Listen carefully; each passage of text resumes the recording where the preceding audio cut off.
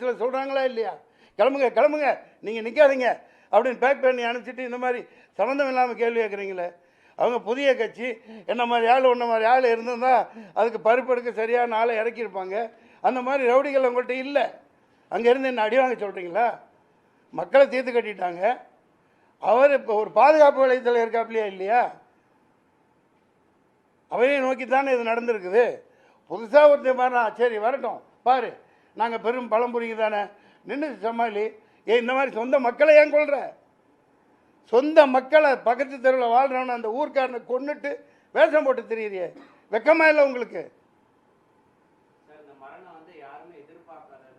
என்ன எதிர்பார்க்காது? யார் எதிர்பார்க்க? விஜய் எதிர்பார்த்துருக்க மாட்டாப்புல, குழந்தைத்தனமாக மக்கள் எதிர்பார்த்துருக்க மாட்டாங்க. விஜய் அண்ணா பார்க்கணும் அப்படின்னு போட்டு வந்து நிற்கிறாங்க. ஆனால் இது எதிர்பார்த்து திட்டமிட்டு சரி தீட்டப்பட்டு எல்லாம் வாட்ஸ்அப்பில் வருது. சாயந்தரம் சம்பவம் நடக்கும்னு போட்டிருக்காங்களே. குழந்தைத்தனமாக கேட்டுட்ருக்கீங்க.